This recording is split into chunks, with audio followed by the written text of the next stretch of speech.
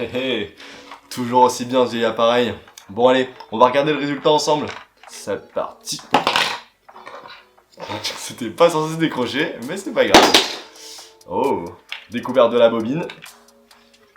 Eh, c'est que vous êtes pas si mal hein, quand même hein.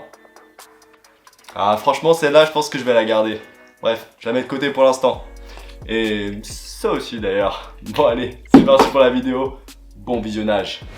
Je suis sûr que comme moi, vous avez déjà eu de l'émotion en regardant une photo vintage. Que ce soit une photo de vos grands-parents, de vos arrière-grands-parents, ou même peut-être une photo que vous avez trouvée sur internet qui date du siècle dernier, vous avez sûrement déjà ressenti cette émotion de vous dire « Waouh, elle est belle, et il y a des effets dessus, c'est sympa, etc. » Le côté vintage en plus revient à la mode depuis maintenant quelques années, donc forcément c'est quelque chose qu'on apprécie. Mais vous vous demandez comment est-ce que je peux faire pour que mes photos actuelles puissent ressembler à ces fameuses photos vintage?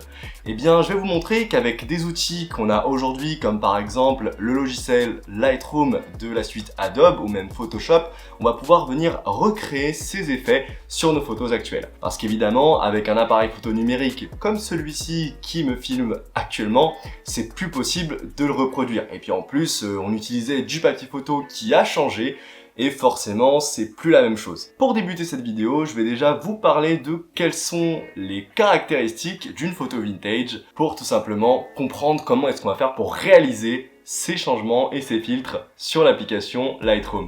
Alors, quelles sont les caractéristiques d'une photo vintage? Eh bien en fait c'est très simple. Déjà on va remarquer qu'une photo vintage a très peu de contraste. On va voir énormément de blanc, généralement une surexposition, mais vraiment très peu de contraste, très peu de noir, très peu d'ombre. Et également on va remarquer quelque chose aussi d'assez récurrent, et c'est un peu aussi ce qui donne le charme finalement d'une photo vintage, c'est ce côté extrêmement jauni du papier. Alors vous allez sûrement vous demander, mais comment est-ce que c'est possible que le papier il finisse par jaunir en fait de cette façon? C'est très simple, en fait vous avez une molécule qui s'appelle un azurant optique qui va être présente dans le papier. Alors il n'y en a pas qu'une seule, il y en a bien évidemment beaucoup plus, mais ces molécules en absorbant tout simplement des rayons UV vont venir détériorer notre papier et ça va donner finalement cette espèce de jaunissement sur le papier et ce côté vintage qu'on aime tant. C'est parti, on passe au côté pratique et je vais vous montrer du coup comment effectuer les réglages de Lightroom en touchant quelques paramètres. Vous allez voir, c'est super simple. Donc c'est parti, nous voici sur l'ordinateur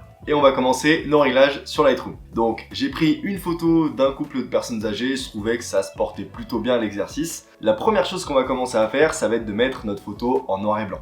On n'est pas obligé, il y a des photos vintage, tout du moins avec l'effet un peu jauni, etc. qui sont pas forcément en noir et blanc, mais je trouve que si on fait du vintage, de l'ancien, surtout que j'ai parlé de siècle dernier tout à l'heure, va mieux falloir quand même la mettre en noir et blanc. On commence par la mettre en noir et blanc, donc ça se situe juste en haut ici. On a notre noir et blanc. Deuxième étape, on va venir mettre notre effet jauni sur la photo. Alors je préfère le faire en premier avant de toucher à tout ce qui est lumière, effet, etc. Parce qu'en fait on va pouvoir plus facilement se rendre compte de nos prochains ajustements. Je vais aller dans mon color grading, juste ici, ok, donc dans la partie couleur, et je vais venir sélectionner ma couleur jaune. Donc je vais aller sur la droite, tac, alors j'aimerais bien que l'explication Lightroom s'en aille. Ah, j'ai pas le choix. Donc on va mettre notre effet un peu jauni, alors attention, donc là je suis sur la bonne couleur. J'aimerais peut-être un peu... Non, je pense que j'étais pas mal sur ce jaune. Tac. Ouais, je pense de toute façon on va le pousser au maximum. Donc on est à 100% de saturation sur notre couleur, donc je l'ai mis vraiment à l'extrémité la plus extrême. Donc là on voit que notre photo, donc déjà elle est en noir et blanc, elle est jaunie, donc ça c'est bon. Maintenant on va venir gérer tout ce qui est lumière, donc ça va être juste tout en haut.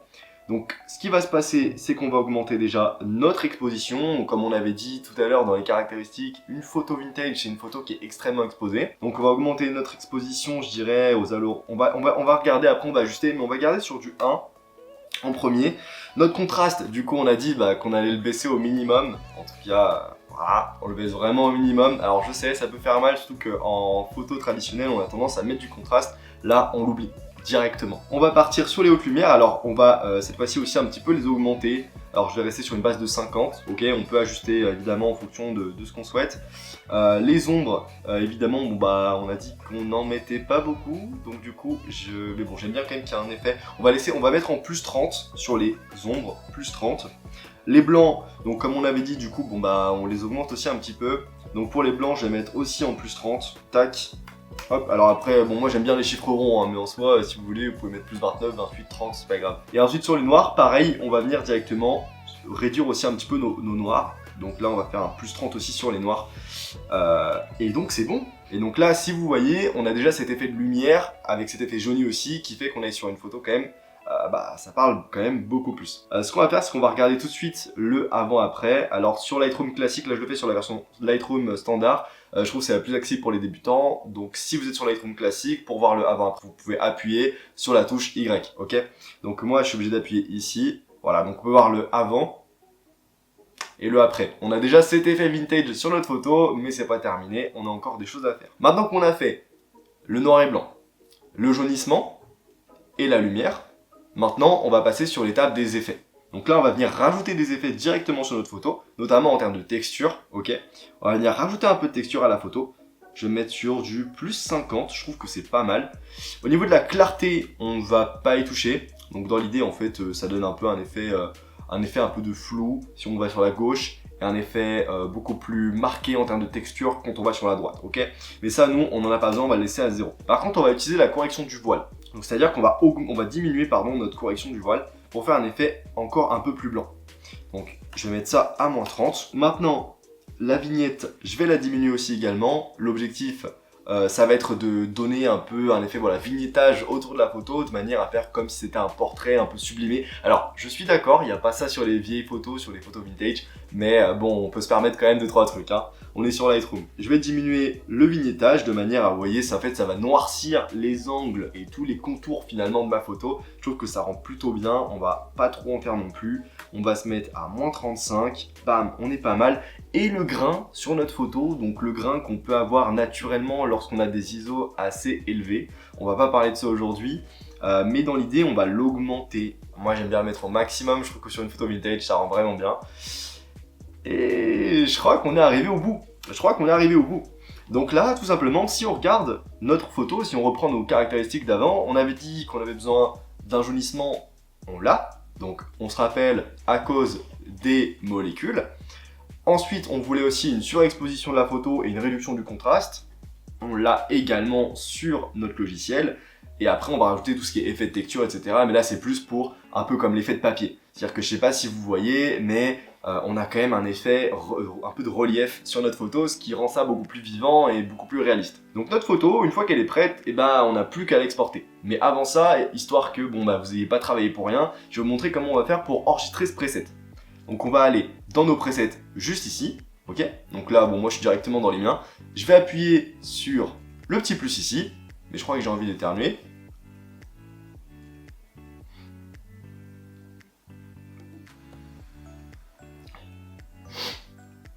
Je crois que c'est bon. On va aller directement dans nos paramètres prédéfinis, on va appuyer sur le plus et on va ajouter du coup un paramètre prédéfini. Donc ce qui va se passer, c'est que je vais le renommer, donc je vais mettre Vintage Preset 1. Donc là on vérifie qu'on a bien tout, on a le profil monochrome, on garde, donc ça c'est noir et blanc.